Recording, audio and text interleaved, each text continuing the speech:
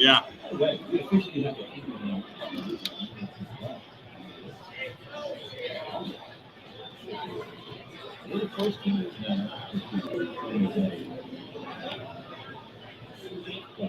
I digress.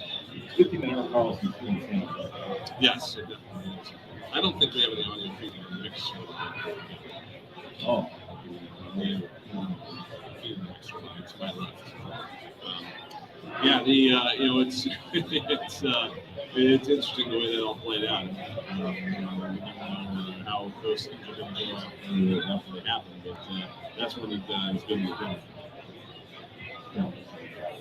That's great. As a Panthers on the Panthers are in the goal, and they have actually grabbed on two. Last night, really back to back. They are. So they grabbed the 22 points last night. They moved ahead of the Pittsburgh Penguins. So even on games played 7, and they've got 79 points. Pittsburgh's on 78. Ottawa back, 5 back. Let's say the Penguins stayed. 5 back is Washington. I can't remember the last time we sat on March 21st. We saw the Caps. No, absolutely not. I think I saw. Yeah, I mean, it was before Crosby. I don't believe that the last time Penguins missed the playoffs. I don't think they've actually done it since Crosby. So it's rare, and it's a signal, if you will, a little bit of changing the guard right now. I think that core in Pittsburgh that they've been trying to hold on to. You see it starting to kind of fade away, and the same sort of scenario in Washington, where the core probably isn't as pronounced as it's been in Pittsburgh. It's been seen 4 or 5 guys in Pittsburgh for a while now. So they're trying to figure out exactly how to remedy that there, but it's definitely something that the fans are not happy about.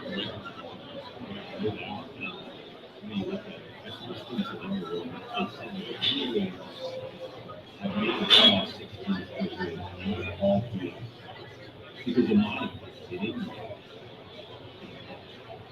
knock out the Canadian play. Yes. So they didn't make the play. Right. That's why am I the only one that's got the full unit to say that? It's all that garbage stuff. Like we were going through this right now against them. They added the first 4, if you will, a number of years back, and they've half fixed it. But right now, in that first 4, you've got a couple of 11 seeds going out against each other or something like that, like bubble teams. But on the other side of it, they still have 2 16 seeds going after each other. But those guys should be in the tournament. And those bubble teams, for me, they're not in until they get into the field of 64.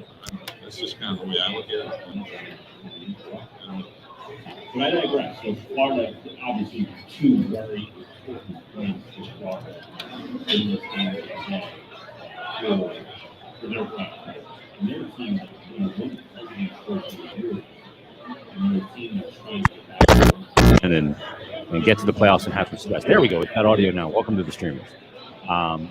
See the levels there on the thing now, so that's great. But, this very important 2 points for the Florida Panthers. No question about that. So Flyers will have a motivated opponent here in the middle of this 7-game homestand. It literally is the middle game. So Florida comes in on the back-to-back, and they played last night. Flyers haven't played since Sunday? Was it Saturday? Yeah. Saturday. Okay. So Florida comes in. They were in Detroit last night. It's not like they were in New Jersey. Bus ride down here. They were in Detroit last night. They got a 5-2 win, 1 trade. One of those games they put up a 9 against Montreal. So this is a team, they scored 9, 4, and 5 in their last 3 games. 18 total goals in 3 games. An average of 6 goals per game. That's not bad. So Flyers are going to have to defend well against a team right now that's feeling it offensively. We've talked about it a lot, right? It's not necessarily who you play, it's when you play them. Yeah. And, the Flyers are catching these guys at an interesting time. But they're also a team that, again, at 5v5 have not been allowing a lot. Most of the that's been done to the Flyers damage-wise as of late has come from other teams' power plays. And so, again, just to kind of, restate the obvious, staying out of the box is paramount. And, they've been doing a lot of things the way they want to do them in the past couple of weeks, even though they only have, a few points to show for it. But, they're just trying to carry those same things over into this game. And, for now, for the rest of the season, really, this team's just going to have to stay out of the box. There's no fixing the penalty kill between now and then. And it's not really, I don't think, a coaching thing. It's a personnel thing. You've got too many people out of the lineup. And, you've got some fixes that you want to do next year. Tortorella has said he wants to bring in some guys that can kill penalties. And so until that all is squared away for next year, it's just going to be what it is. So, they just got to try to stay out and take it from there. Florida is 7-2-1 in their last 10. Flyers come into this game tonight. 69 games played, 25-32-12, 62 points, 2-6-2 in their last 10. They have scored some goals of late, Bri, and you had a little bit of a scare. Their most potent offensive player of late has been Owen Tippett, and creating great chances. Had the hat trick on Friday, had the 2 assists on Saturday, 5-point weekend for him. He left practice early yesterday. That was a scare, but he did have to take the morning skate today, and he is going to play tonight, so that's good news. Yeah, he left practice yesterday before it even started, I think. Yeah. And, again, just precautionary. There's not necessarily a reason you got to run out there every single day at this point. So, just kind of take care of those things and, keep the momentum going. They want him to have as much time as he possibly can here over the last, 13 games or so of this season. It's one of the reasons they run 11-7 tonight, just to give some of those forwards some extra ice time, some extra looks. And, for him, I think he's probably kind of done what he needs to do as far as establishing himself moving forward here. But they want to keep that momentum going into the season as much as they possibly can. There's an excitement about him right now, watching him game in and game out. The other thing, he said, George mentioned that he said to him the other day, I feel like the guy has so much ice out there. And that's when things like all of a sudden snap for a player. Right. You go from feeling like there's no ice when you first get to the NHL, I would assume, to all of a sudden he's got the converse of that, which is there feels like there's tons of ice out there. And for a guy that can really use his legs, his speed, and his power stride, that's a great thing. That's when you know that he now realizes that I'm not only an NHL player, but I can be a really, kind of a difference maker, an NHL player. And that's what he's becoming. I guess that's a mental thing, really, isn't it? I mean, yeah. It's not like all of a sudden you were bad and now you're bad. It's a mental thing. It's really it's finding the confidence to unlock what is there, and for some guys it happens more easily than others. I think the Flyers are still struggling with Cam York on that. Just trying to get him to do some things that maybe he doesn't have the confidence to do right now. And I don't know if that comes from past coaching or if it comes from something else or whatever. But for Tippett, it hasn't taken long at all. And again, like you said, all of a sudden you feel like you've got everything that you need out there. It was a weird situation for him when he was in Florida. It wasn't like he was, borderline NHL guy at the AHL level. I mean, he owned the American Hockey League when he was playing for the Charlotte Checkers. So you bring him up, and maybe he had a short leash with the Panthers. I don't know. Maybe he had trouble cracking the line. Maybe you're taking a guy that should have been on your second line, and you're putting them on your fourth line because you got everybody else on the second line already. Whatever reason, it wasn't clicking. But the Flyers, thankfully, it's clicking here, and it's really nice to see one of these quote-unquote reclamation projects going the Flyers' way for once. Hopefully they can find a few more this summer. Yeah, no question. And to me, he's just been one of those guys that had to learn that he was going to make some mistakes, but to play through them. Because if he made a mistake, he wasn't going back to the American Hockey League. And I think that opportunity maybe cracked the code for him, which is important. Yeah, and again, that is a fringe benefit of where the Flyers are at right now. Yeah. He can go out there and make all the mistakes he wants, and it's not going to affect him. When he's in Florida, they're trying to lock down that top seed. They're trying to make a long cup run. So he goes up there and he makes a mistake, and bang, right back in the AHL. Or right back to the bench, whatever, healthy scratch. Here, that's not the case, and that's one of the benefit. That's one of the things the Flyers are using this time well to do, is to just be a little bit carefree and tell these guys, just do it. We'll deal with the mistakes later. Yeah, I think it's a mentality that Brendan Lemieux's taking on as well. Right. So it is an important element. It's something they can do right now. You're right, because it's inconsequential if they make a mistake or win or lose. You want them to make the mistakes, get them out of the way, and learn from them, most importantly. Igor Zamula comes back up. We'll talk about him returning on the way as well, as we take you up to the top of the hour with Tim Saunders and Steve Coates in the countdown to face-off, followed by all the first period action. So stay tuned. We're back after this. It is Flyers Game Day, brought to you by Betway on the Flyers Broadcast Network.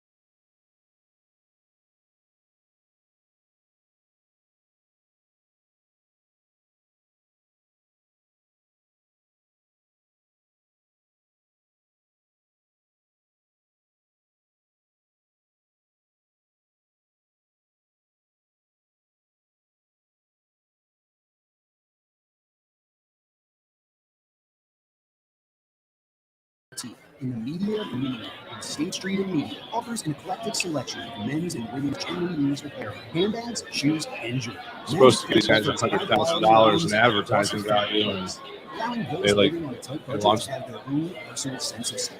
Bring items Yes. for consignment and make money. You gonna bring us back? I'll bring us back, and then I'll tee you Find up. us on Instagram at Magic Breads Consignment and follow us on Facebook at Magic Breads Consignment. Is tonight emo night? No, it's Wings on Saturday. Finding emo? Back live at the... Oop. I jumped the gun a little bit there. We're professionals here, aren't we? Whenever I get it confused. It is Brian Smith, Jason Martinez. It is Flyers Panthers tonight. We're at the East Food Hall. Flyers Game Day brought to you by Betway. We're going to have a little conversation about Igor Zamula. Wait, is it Igor or Igor? It is Igor. Okay. It is that Y that you see on his locker room nameplate should not be there. Okay. So we established that when we picked him up. So, but yeah, he dropped that at some point along. It's a translation thing, I think, is what it is. Okay. So, like, if you take the literal Russian letters off of a Russian website and translate them in English, there's a Y there. But we dropped that when we picked him up. Okay. Ahead of the bubble. Now, Saturday for the Wings game, is it emo night or emo It's night? just emo, yeah. No. Okay. And it's not EMO either. I meant to tell Coatsy that earlier, but I forgot, so maybe I just did. It's ELO for Electric Light Orchestra. Yeah, I'll put my Wings hat on here for a moment. The Wings have a huge game on Saturday. They are tied with the Halifax Thunderbirds, fourth and final playoff spots in the East Division.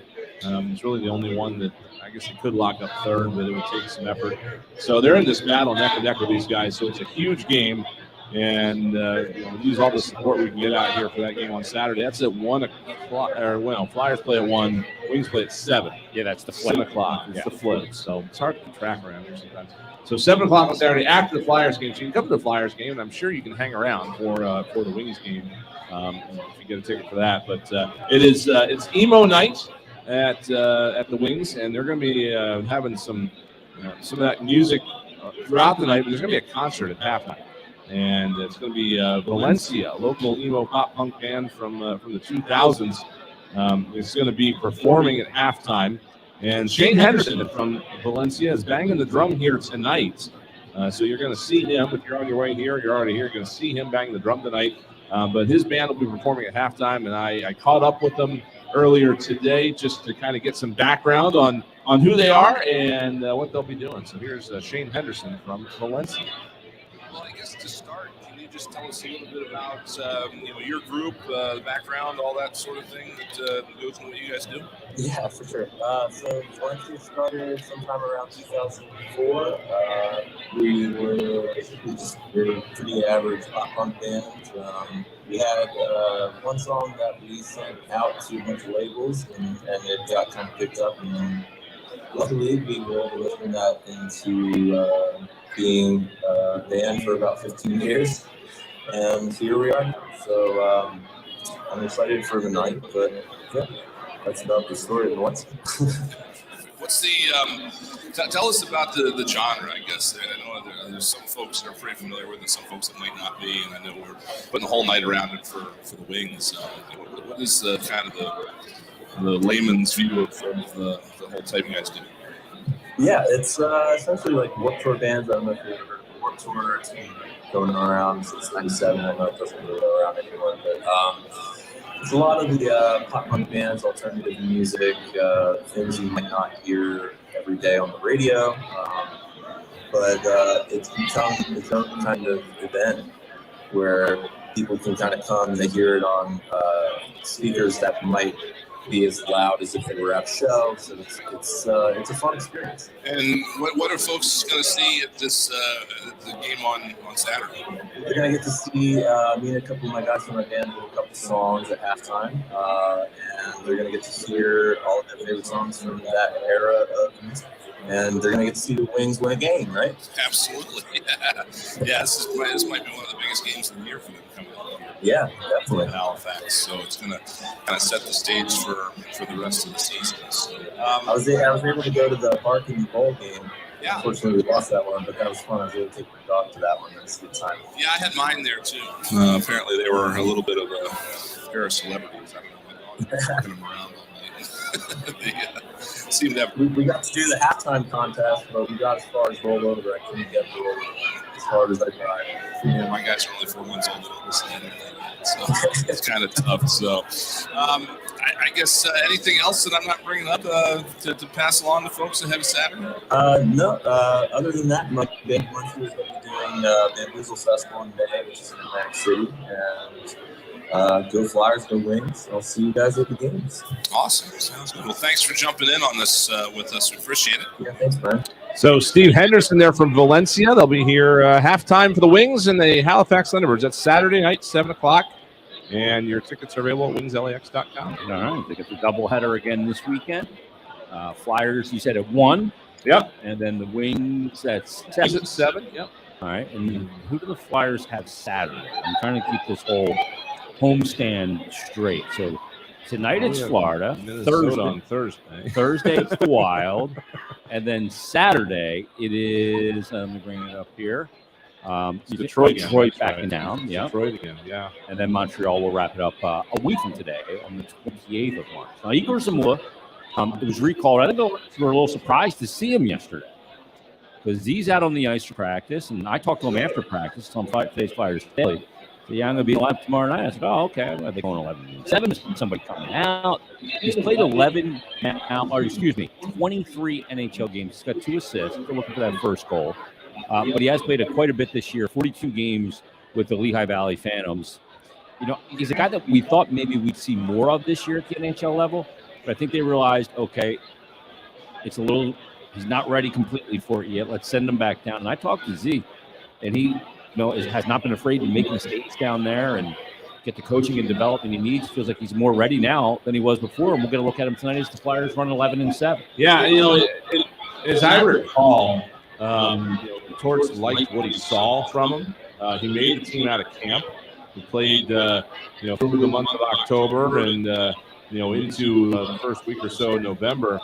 And from there, he went down, came back, played 2 more games, went back down again. I think they've just felt after that initial run that maybe he wasn't quite ready. I mean, he still weighs, I think, about 30 pounds, more like 170, but still. They're still waiting for him to bulk up a little bit, and it looked like he maybe kind of had. So he's had a great year down there, playing against some top competition, and so now they're taking this opportunity to get a look at him. Phantoms are off all week this week. They don't play again until Sunday. So they looked at this as an opportunity to come up here and give them a good look. And so I think the overall plan is they'll be here this week. They'll play tonight. They'll play Thursday. We'll see about Saturday. I don't know exactly what the timing of the plan is, but probably Saturday, I would guess, because it's a day game and he gets a little extra time. They'll go back to Lehigh Valley on Sunday. Probably Tyson Forrester too. You'll see go, and they'll pick up with the Phantoms on Sunday, and then you might see that not only the Flyers have 2 recalls left, so you still might see them be able to bring up a couple other young guys to take a look at, and they're just going to depend kind of on where the Phantom schedule goes from there. He and I share a birthday. Do you? Yeah. He was born when I turned 28. I was going to say, he doesn't look anywhere near as old as you do. That's impressive. And he's certainly a whole lot taller. I found out in my interview with him yesterday. He's one of those guys that likes to stand when you talk to him. Yeah. To realize, you got a lot of reaching to do. Got to get you a box, something, right? Look, I'm not afraid of standing on something. I mean, Connor came in. I remember that. What was that picture? The cart saw that picture. And he walked in and looked at me, and he's like, "Why are you standing on the cart?" Like, dude, you're on skates. I'm not on skates on. Plus, you're 6'5" and I'm 5'7". That doesn't help. And of course, former Flyer PR man Zach Hill was there with his camera. Yep. I look like a Smurf. Smurf on a box. Yeah, that's what it turned out to be. I recreated that some years later with Sam Moran as well. So I'm no fool. Let's take our last time out. We'll take you up to the countdown to face-off and first period action between the Flyers and the Panthers. It's Ben Smith, Jason Tibbetts for Live at the East Food Hall. Flyers Game Day brought to you by Betway on the Flyers Broadcast Network. Flyers.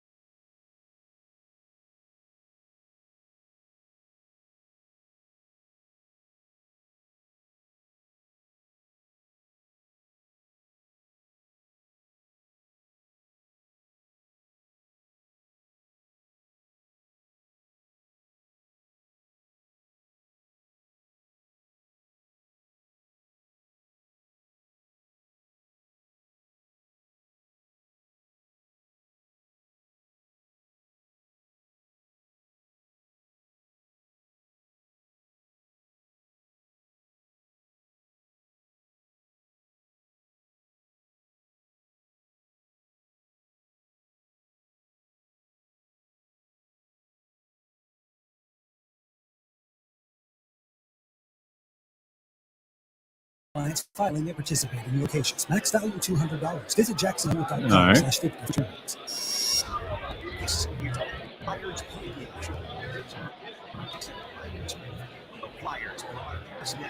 Flyers Game Day brought to you by Betway. It's the Flyers and the Panthers tonight. These two teams have split their first 2 games. Flyers, I believe, was their first loss of the season. Game 4, I want to say. Florida. That sounds right. Yeah, that first road trip. Yeah, it was. It was back on October 19th. Flyers started the year 3-0, and then their first loss. Remember that? Florida? Yeah. Not really, to be honest with you. And they lost to Florida 4-3, and then they faced them again. They got Florida on October 27th, and the Flyers won 4-3. That was here at Wells Fargo Center. They moved the Flyers record to 5-2 at the time. You can believe it. Mm-hmm. So that's an eternity ago. So these two teams have not played each other in a long time. Spencer Knight is in the player assistance program. Bob's been carrying it. He's the starter anyway, but he's been carrying it. Well, it's not tonight. Not tonight. Our buddy. Well, that's because of the back-to-back. Yeah. So who's the goaltender tonight? One Alex Lyon. Oh, Al gets the start. He was running laps around the hallway downstairs earlier. It was great. Oh, yeah? We have 2 hallways downstairs that run parallel to each other. One of them is in front of the locker rooms and one's behind. Mm-hmm. And, yeah, he's just running laps. Hey, what's going on? I forgot that he was in there. I have this mental block. I cannot understand why the Charlotte Checkers are not the AHL affiliate of the Carolina Hurricanes, but they are not. Nope. And they are the AHL affiliate of the Florida Panthers. They won a championship last year. Yep. This problem goes back ages for me because when the Philadelphia Phantoms were here, Florida and New Jersey and Carolina, they used to Florida's affiliate was in San Antonio for a long time, but Carolina and New Jersey especially, and Florida as well for a while, they used to swap affiliates up in Albany and Lowell and that area, and it was so hard to keep them straight year to year. Red and white teams, and it's tough. But he's been playing in Charlotte, and again with what you said, Spencer Knight, the player assistance program. He's been up with the Panthers for a while, so here he goes. Lines tonight for the Flyers. Let's do this. How about Noah Cates, Joel Farabee, and Owen Tippett? Farabee, good weekend, goals in back-to-back games. Tippett, 5-point weekend. Noah Cates had a couple of points in the last game. So that is a line all put together. A real good weekend for that group. Frost, Brendan Lemieux, and Tyson Forster. I don't know if we've seen that combination. No, we have not. And Brendan Lemieux is a guy that was kind of sneaky good on Saturday. Yep. He was making things happen, and he's a guy that, again, is kind of playing for his life. Is the way that the coaching staff puts it. And more likely won't be here, but he's just trying to find another job somewhere next year and put forth the best impression that he can. I asked him yesterday at practice if he wishes that he would have got dealt here much earlier than the trade deadline because of the opportunity he's getting here, and he would have gotten had he gotten here earlier in the season, because he was basically just sitting out there in LA. Wasn't playing, wasn't getting opportunity. He comes here, he's getting all of that. He's really enjoying the experience of the room and the city and playing for the team. And you just hope that when you're playing for your next contract or you're coming up to your next contract, you get a chance to show yourself with recent play. And he's getting that here. This could end up saving his bacon.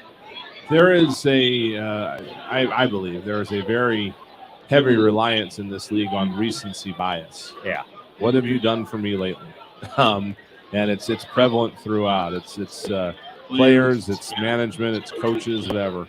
He's trying to leave the best impression he can in the most recent part of his career. So and again.